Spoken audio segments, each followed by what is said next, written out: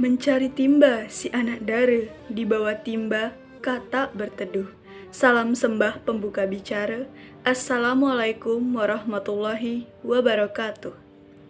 Saya Hafiani Septiendri dengan NIM 2105020007, Program Studi Ilmu Administrasi Negara, Fakultas Ilmu Sosial dan Ilmu Politik, Universitas Maritim Raja Ali Haji. Video ini dibuat untuk memenuhi tugas tamadun dan tunjuk ajar Melayu, pembahasan terkait ketakwaan kepada Tuhan Yang Maha Esa dengan dosen pengampu Ibu Teti Kumalasari. Berdasarkan hasil pengamatan saya dalam masyarakat Melayu, topik pembahasan ketakwaan kepada Tuhan Yang Maha Esa saya bagi menjadi 3 pembahasan. Yang pertama, tunjuk ajar ketakwaan kepada Tuhan Yang Maha Esa. Yang kedua, arahan mengamalkan ajaran Islam. Dan yang ketiga, penyempurnaan tunjuk ajar dalam kehidupan ketakwaan terhadap Tuhan Yang Maha Esa. Tunjuk ajar ketakwaan kepada Tuhan Yang Maha Esa. Bagi orang Melayu, agama Islam adalah panutannya. Seluruh nilai budaya dan norma-norma sosial masyarakat wajib merujuk pada ajaran Islam dan dilarang keras bertelikai apalagi menyalahinya. Karena semua nilai budaya yang belum serasi dan belum sesuai dengan ajaran Islam harus diluruskan terlebih dahulu. Nilai yang tidak dapat diluruskan segera dibuang. Acuan ini menyebabkan Islam tidak dapat dipisahkan dari budaya, adat istiadat, maupun norma-norma sosial lainnya dalam kehidupan orang Melayu.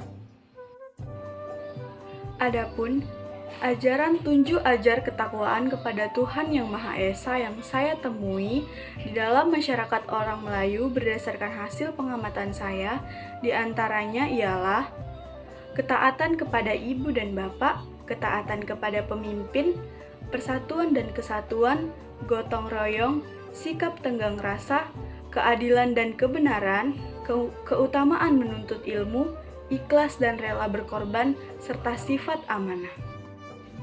Yuk, ikut saya mengamati ketakwaan masyarakat Melayu terhadap Tuhan Yang Maha Esa.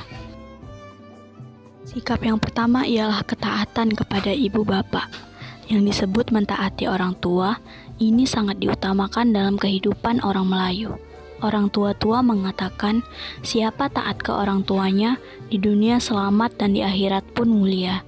Sebaliknya, barang siapa durhaka kepada ibu dan bapak, bukan saja disumpah oleh masyarakat, tetapi disiksa di akhirat kelak. Selanjutnya, pentingnya menuntut dan menyampaikan ilmu. Tunjuk ajar mengamanahkan agar ilmu yang dituntut hendaklah ilmu yang berfaedah dan sesuai menurut ajaran Islam, nilai adat, dan nilai luhur yang sudah ada dalam masyarakat. Orang tua-tua juga menegaskan bahwa ilmu pengetahuan harus bermanfaat, bukan saja untuk kepentingan pribadi, tetapi harus juga bermanfaat bagi kepentingan masyarakat, bangsa, dan negara. Selanjutnya ialah taat kepada pemimpin. Ungkapan adat Melayu mengatakan, bertuah rumah ada tuannya, bertuah negeri ada pucuknya, elok kampung ada tuannya, elok negeri ada rajanya. Tanpa pemimpin, kerukunan dan kedamaian di dalam rumah tangga atau masyarakat tidak akan terjamin. Tidak ada agama tanpa jamaah, tidak ada jamaah tanpa pemimpin, tidak ada pemimpin kecuali untuk ditaati. Karena untuk apa adanya pemimpin kalau tidak ada ketaatan kepadanya? Selanjutnya, pembahasan mengenai arahan mengamalkan ajaran Islam. Islam adalah agama yang mengimani satu Tuhan Maha Pencipta, yaitu Allah Subhanahu wa Ta'ala. Pada dasarnya, sistematika dan pengelompokan ajaran Islam secara garis besar adalah akidah, syariah, dan akhlak.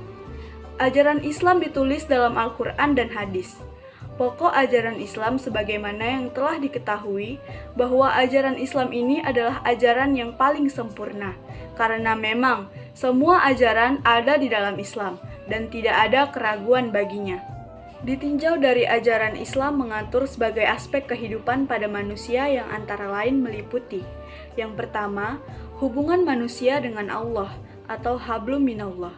sesuai dengan firman Allah dalam Al-Quran yang artinya, dan tidak menciptakan jin dan manusia, melainkan supaya mereka menyembahku.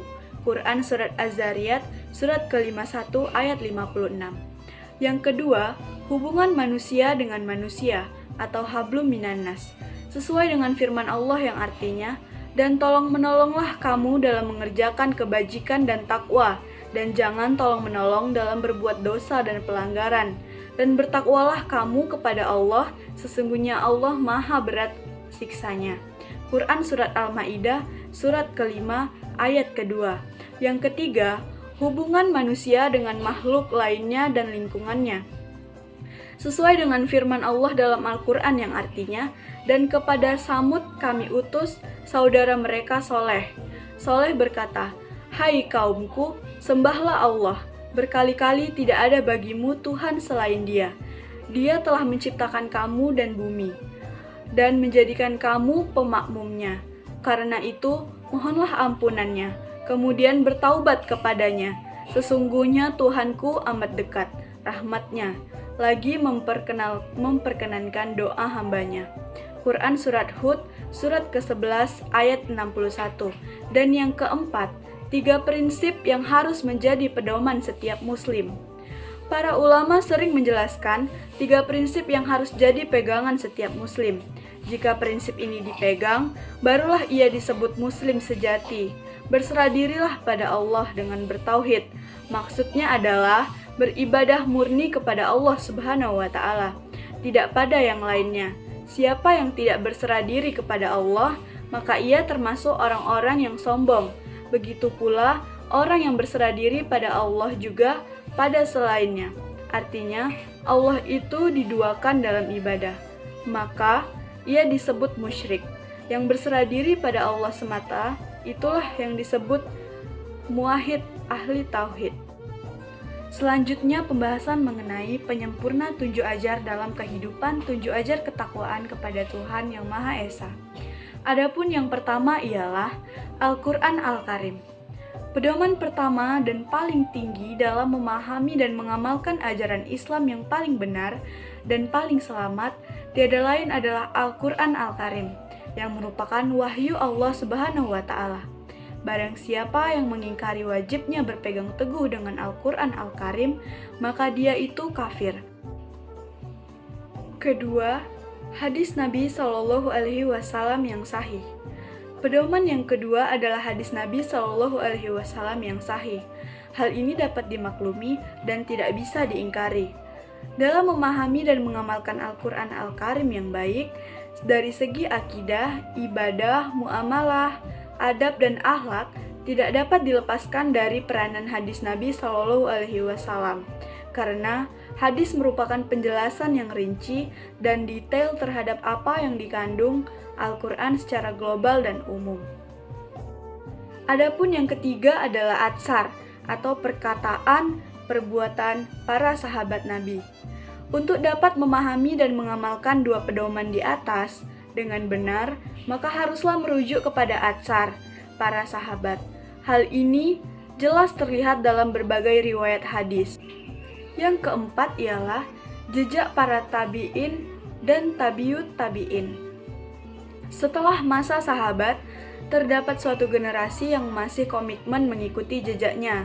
Demikian pula para ulama sesudah generasi mereka. Anjuran untuk senantiasa bersama-sama dengan generasi yang utama dalam memahami dan mengamalkan ajaran Islam didasarkan firman Allah Subhanahu wa Ta'ala dalam surat At-Taubah ayat 100. Semoga setelah mengetahui cara memahami dan mengamalkan ajaran Islam secara benar, akan lebih memperkokoh dan menghadapi suara-suara sumbang baik musuh dalam diri Islam. Menurut Raja Ali Haji, ada 3 tugas pokok seorang pemimpin dalam menjalankan kepemimpinannya. 3 tugas pokok yang apabila dijalankan dengan baik, akan membawa kemajuan, kemakmuran, dan kesejahteraan bagi masyarakat. Yang pertama, seorang pemimpin atau raja jangan sampai luput dari rasa memiliki terhadap hati rakyat. Yang kedua, pemimpin harus berhati-hati bila menerima pengaduan dari masyarakat, karena menurutnya ada 3 macam pengaduan, yaitu pengaduan jenis malaikat, pengaduan jenis hawa nafsu, dan pengaduan jenis setan. Dan yang ketiga, Seorang pemimpin atau raja tidak boleh membeda-bedakan rakyat atau dengan kata lain diskriminatif. Dengan kata lain, pemimpin haruslah adil. Itulah tadi pemaparan terkait hasil pengamatan saya tentang kegiatan masyarakat orang Melayu terkait ketakwaan kepada Tuhan Yang Maha Esa. Terlebih terkurang saya mohon maaf, saya tutup. Billahi taufik wal hidayah. Wassalamualaikum warahmatullahi wabarakatuh.